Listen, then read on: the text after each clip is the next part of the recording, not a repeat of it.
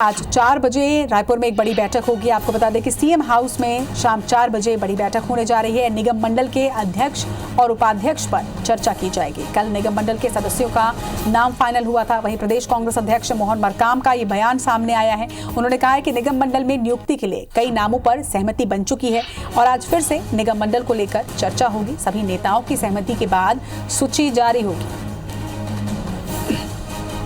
ज्यादा जानकारी के साथ हमारे सहयोगी सौरभ परिहार हमारे साथ जुड़ रहे हैं। सौरभ, निगम मंडल में नियुक्तियों को लेकर बैठक आज शाम 4 बजे होनी है। माना जा सकता है कि अंतिम सूची और अंतिम नाम इस पे निकल कर सामने आएंगे।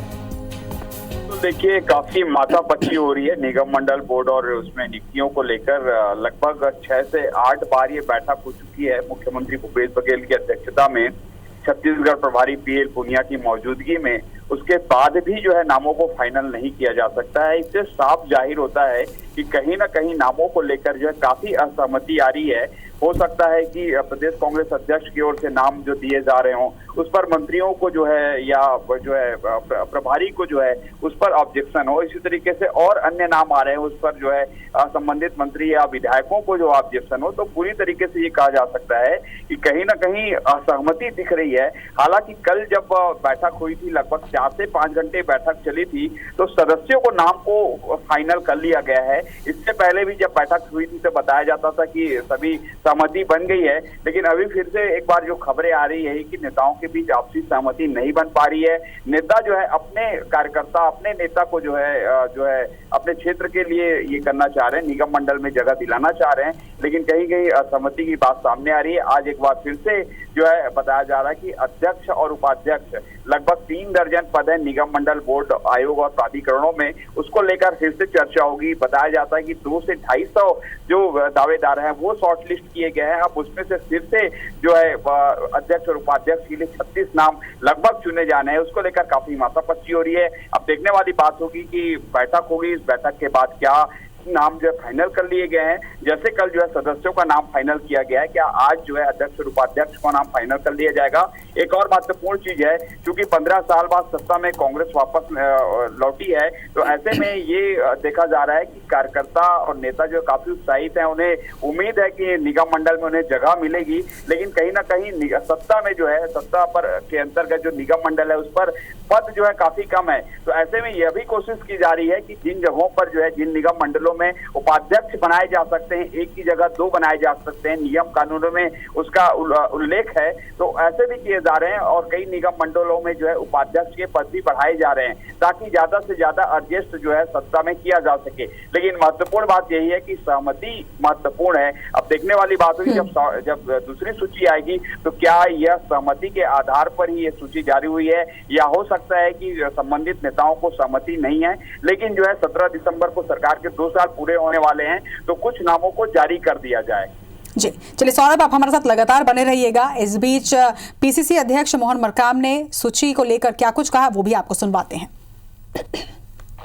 मुख्यमंत्री जी के निवास में कल निगम मंडलों के नामों पर विस्तार से चर्चा हुई है और कुछ नामों पे सहमति बनाने का प्रयास किया गया। आज भी बैठक होगी और नामों पे सहमति बना के हाईकमान को हम भेजेंगे। हाईकमान के स्वीकृति के बाद ही उन नामों की घोषणा होगी।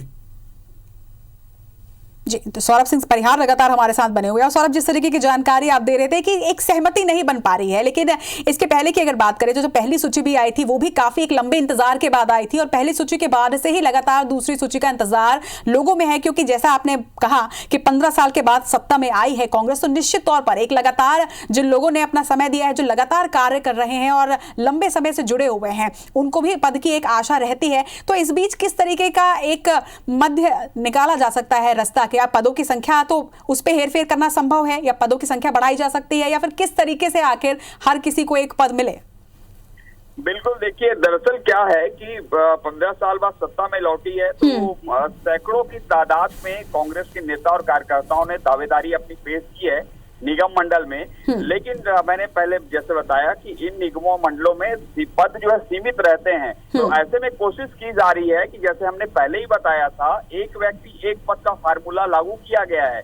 लेकिन कहीं ना कहीं संगठन में जो नेता हैं और अभी जिनकी निगम मंडल में नियुक्ति हुई है उनको हटाया जाना भी जो है काफी जो है जद्दोजहद किया जा रहा है। लेकिन कहीं ना कहीं इन नेताओं में जो है ये भी कहा जा रहा है कि संगठन को चलाने की शक्ति है, संगठन को जो जिम्मेदारी दी गई है, जैसे कोषाध्यक्ष हैं, संचार प्रमुख है, जैसे और विभिन्न पद हैं, इसको लेकर भी ये कहा जा रहा है कि कहीं ना कहीं इनको हटाया जा सकता है। लेकिन ये भी बात सामने आ रही है, अगर इनको हटाया जाता तो फिर किनको जिम्मेदारी दी जाएगी। तो ऐसे तमाम सवाल उठ रहे हैं। देखने वाली बात होगी जब फाइनल सूची आ जाएगी, दूसरी सूची, तो किन लोगों को हटाया गया। जैसे एक व्यक्ति एक पद का फार्मूला लागू किया गया है जो पिछले दिनों बताया गया था कांग्रेस के नेताओं के द्वारा। अब देखने वाली बात होगी क्या वास्तव में जो लोग हैं संगठन में है उनको सत्ता के जो निगम मंडल है उस पर लाया जा रहा है, या जो निगम मंडल के लोग हैं उनसे जो है संगठन के जो पद हैं वो छीने जा रहे हैं। तो ओवरऑल यही कहा जा सकता है कि दूसरी सूची जारी करने के बाद ही ये मालूम हो सकेगा